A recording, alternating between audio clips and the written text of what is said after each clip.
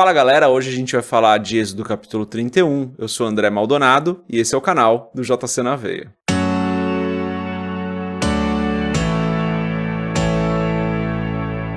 Êxodo capítulo 31 é o capítulo onde Deus termina de dar algumas instruções para Moisés e entrega para ele as tábuas da lei. Um capítulo curtinho, mas um capítulo importante. Moisés já estava há bastante tempo ali ouvindo as instruções do Senhor a respeito do tabernáculo, dos sacerdotes, da consagração dos sacerdotes. Se você vem acompanhando o nosso estudo, você sabe disso. Então, um capítulo curtinho, só 18 versículos, mas um capítulo importante. Antes da gente continuar, se você não é inscrito no nosso canal, se inscreve e saiba que, além dos estudos, a gente tem o nosso devocional diário, que é o AB7, nós temos os nossos podcasts, nós temos muito conteúdo que você pode ir aproveitando. E se você quiser comprar um dos livros que eu escrevi, que é o livro Muito Além de um Pai, que fala sobre como nós podemos conhecer a Deus de uma maneira mais profunda, tem tanto a versão física quanto a versão digital, e a versão digital sai muito baratinho. Você pode ler no seu celular com qualidade, você pode ler no seu computador, você pode ler no seu leitor de livros digital aí, e sai menos do que um refrigerante, tá? Então, se você quiser comprar, vai lá em www.jcnaveia.com.br, lá no final da página, você rola a página, no final tem um banner bem grandão para você comprar. O capítulo começa falando de como Deus capacitou as pessoas para toda aquela obra que Moisés deveria fazer com o povo, né? Que era a construção do tabernáculo. A gente veio nos últimos capítulos todos passando por detalhes bem específicos de cada parte do tabernáculo. Então, se você não viu, veja esses últimos estudos, né, dos últimos capítulos. Coloquei algumas imagens de como era o tabernáculo, de como era o santo lugar, o santo dos santos, a área externa, cada um dos utensílios. Então Deus veio trazendo para Moisés detalhes muito específicos sobre a criação de cada um desses itens. E lembra, Moisés já estava há muito tempo ali conversando com Deus. Deus, bondoso e amoroso como foi capacitando algumas pessoas para essa obra. Porque imagina Moisés ter que transmitir tudo isso para o povo no detalhe ali, para que eles fizessem exatamente como Deus havia mandado, se Deus não tivesse já capacitando algumas pessoas para isso. E Deus cita duas pessoas em especial. Vamos ler dos versos 1 a 5, mas depois eu vou querer ler o verso 6 também. Está escrito assim: Depois falou o Senhor a Moisés, dizendo: Eis que eu tenho chamado por nome a Bezalel, filho de Uri, filho de Ur, da tribo de Judá, e o enchi do Espírito de Deus, de sabedoria e de entendimento, e de ciência em todo artifício, para inventar invenções e trabalhar em ouro e em prata e em cobre, e em lavramento de pedras para engastar, e em artifício de madeira, para trabalhar em todo lavor. Vou deixar o texto aqui ainda na tela, porque eu vou querer ler o verso 6 também. Então Deus veio capacitando as pessoas, algumas pessoas, e ele cita essas duas em especial, né? Que ele capacitou especialmente essas duas pessoas. No versículo 6 está escrito assim, ó: E eis que eu tenho posto com ele a Oliabe, né, que é a segunda pessoa, filho de Aisameque, da tribo de Dan, e tenho dado sabedoria ao coração de todo aquele que é sábio de coração, para que façam tudo o que eu tenho ordenado. Eu quero reler a parte B do versículo. Então, até a parte A, Deus fala dessas duas pessoas que ele capacitou especialmente, uma da tribo de Judá, uma da tribo de Dan, fala ali de uma capacitação especial, mas veja a parte B do versículo 6, eu quero enfatizar essa parte.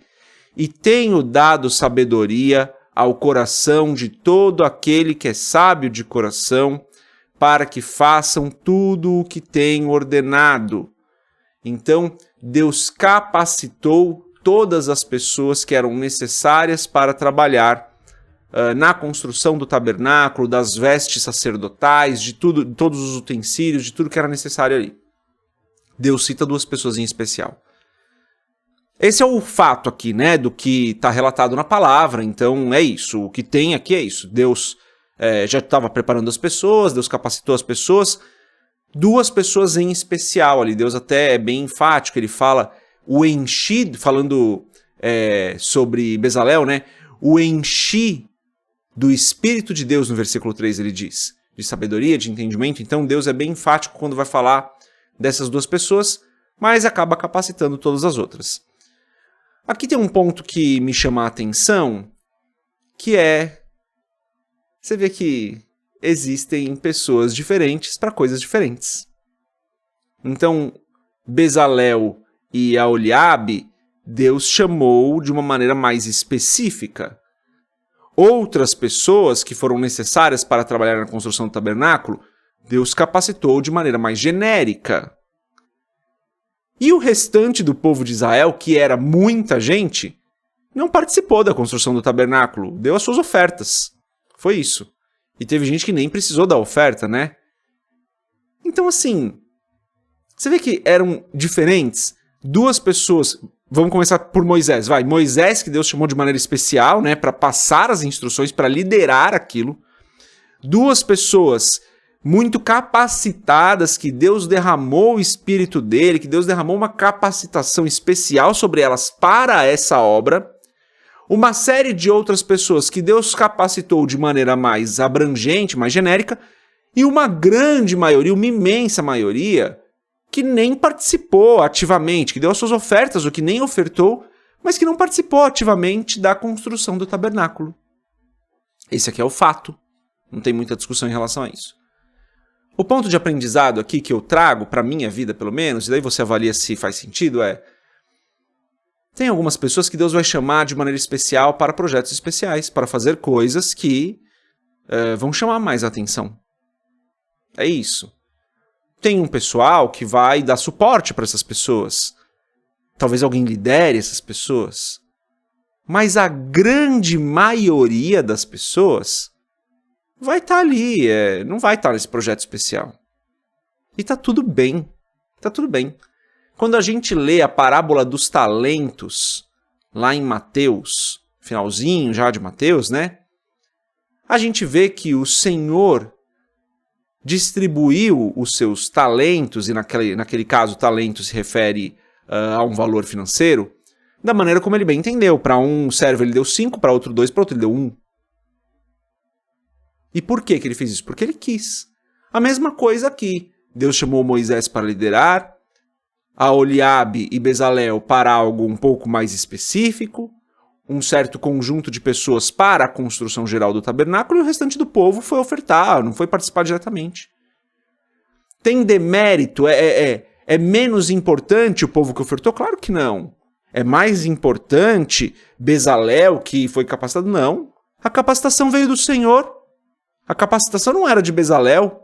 Claro que Bezalel deve ter se dedicado, já vinha estudando sobre o assunto, já tinha alguma habilidade, eu creio nisso, né? A gente não lê isso na palavra, mas creio que ele já tinha alguma propensão a isso, mas a capacitação veio do Senhor. Então Bezalel era melhor que o restante do povo? Claro que não. Claro que não, mas para aquele projeto específico, Deus o chamou de uma maneira especial. E eu vejo muita gente que fica procurando, querendo esse lugar especial. E a gente não precisa, galera. Algumas pessoas foram chamadas para algo especial naquele momento, para algo que chama mais a nossa atenção naquele momento. Mas o que Jesus nos ensina? Que a gente tem que servir. Você quer ser grande no reino? Vai servir. Vai servir o menor, vai servir o que está em necessidade. Se você quer ser grande no reino, seja o menor. Mas a gente quer tentar trazer para o reino uma cultura do mundo. Que eu quero ser Bezalel, eu quero ser Moisés, eu quero ser Aholiabe. Eu não quero ser o povo que estava dando oferta e não estava participando disso. Gente, nós somos chamados para servir. Bezalel, Aholiabe, Moisés, as pessoas que participaram foram capacitadas pelo próprio Senhor. Deus poderia ter capacitado qualquer pessoa, qualquer um.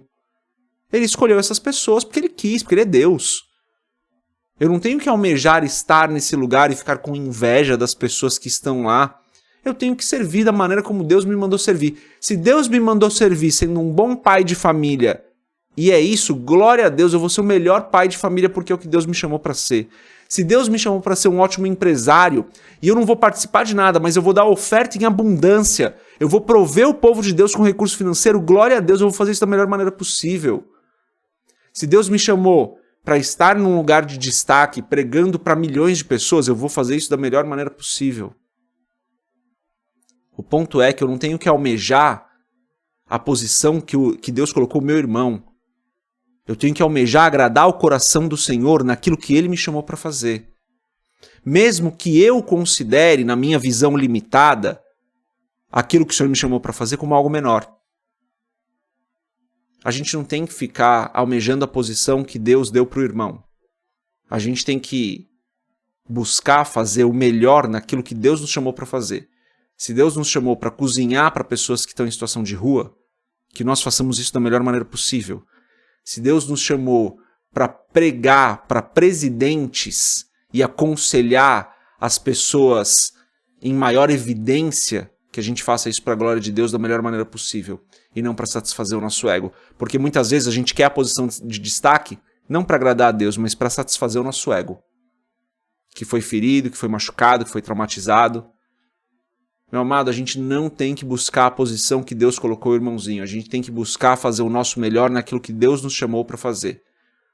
A maior parte do povo aqui de Israel, Deus chamou para dar uma oferta para o tabernáculo. Foram poucos que Deus chamou para algo muito específico aqui. E glória a Deus. Glória a Deus, que nós possamos fazer o nosso melhor naquilo que Deus nos chamou para fazer. Daí ali, a partir do versículo 12, Deus começa a falar sobre a questão do sábado, né? Eu vou ler do 12 ao 14, está escrito assim.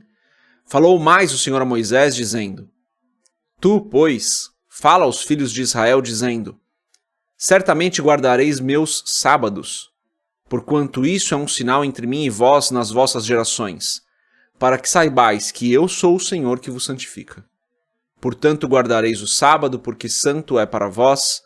Aquele que o profanar certamente morrerá, porque qualquer que nele fizer alguma obra, aquela alma será extirpada do meio do seu povo. Até aqui, até o versículo 14, a gente já comentou sobre isso antes, né? Sobre quando a gente falou dos 10 mandamentos, lá em Êxodo capítulo 20, a gente comentou sobre a questão do sábado, então não vou me aprofundar muito aqui. O ponto é, o povo trabalharia na construção do tabernáculo, faria várias coisas. Deus fala, guardem o sábado, não trabalhem no sábado. Sábado é para mim, para que vocês se lembrem que eu sou o Senhor.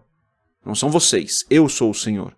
Deus nunca abriu mão de declarar e que o povo tivesse muita certeza de que Ele é o Senhor e nós somos seus servos, nós somos seus filhos.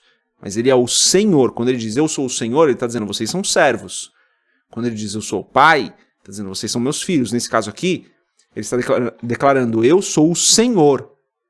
Eu sou o Senhor, vocês são servos. Então, a guarda do sábado nesse contexto para o povo de Israel era para que eles se lembrassem de que Deus é o Senhor. Lá no blog entrei um pouquinho mais de detalhes, trouxe uma referência de Colossenses ali, tá? Então, se você quiser dar uma olhada lá no blog sobre a questão do sábado, mas a gente já falou disso em Êxodo capítulo 20. Só se você realmente não acompanhou, que eu recomendo que acompanhe, ou se você quer lembrar de alguma coisa, lá no blog eu deixei alguns textos a mais, tá? E daí a gente tem o versículo 18, né? No versículo 18 está escrito: E deu a Moisés, quando acabou de falar com ele no Monte Sinai, as tábuas do testemunho, tábuas de pedra, escritas pelo dedo de Deus. Aqui é só um verso de transição, né, entre um capítulo e outro. Tem de interessante aqui que o próprio Deus, com o seu dedo, escreve as tábuas da lei e entrega para Moisés, né? A gente tem só uma outra referência sobre algo que Deus poderia ter escrito, ou como se ele estivesse escrito, mas de que ele realmente escreveu, a gente só tem essa referência aqui na Bíblia toda, de Deus escrevendo realmente algo, entregando ali para o seu povo que ele escreveu. Então, bem interessante esse texto, mas é um versículo apenas de transição para o próximo capítulo, onde a gente vai ver o povo de Israel caindo aí pela primeira vez num grande erro, num grande vacilo que eles deram, tá bom? Então, semana que vem já sai o vídeo de Êxodo 32, o estudo de Êxodo 32. Eu tenho terminado esses vídeos aqui com uma breve oração. Então, se você puder, se você quiser, feche seus olhos e ore comigo. Pai, Tu és bom e santo, Tu és maravilhoso, grande, justo e fiel. Tu és soberano, Tu és forte e poderoso. Perdoa os nossos pecados e as nossas falhas. Tem misericórdia de nós que erramos, que às vezes deixamos de fazer aquilo que é correto. Perdoa-nos da mesma forma que nós perdoamos as pessoas. E continua nos abençoando, nos dando sabedoria na Sua palavra. Nos abençoando com a Sua palavra. Continua nos capacitando para aquilo que o Senhor tem nos chamado. Continua nos mostrando a importância do chamado que o Senhor tem para nós. Em nome de Jesus eu peço que cada dia mais nós estejamos conectados com o Senhor, com a Sua palavra. E saibamos qual é a obra para a qual o Senhor nos chamou e a façamos para a tua glória, Senhor. É o que eu peço em nome de Jesus. E se você concorda com essa oração, você diz amém. É isso, galera. Logo mais a gente já tem aí Êxodo 32. Deus abençoe a sua vida. Não esquece que aqui na descrição tem todos os textos que a gente utilizou, o link para o texto do blog e também outros links importantes para você, tá bom? Deus abençoe a sua vida. Paz.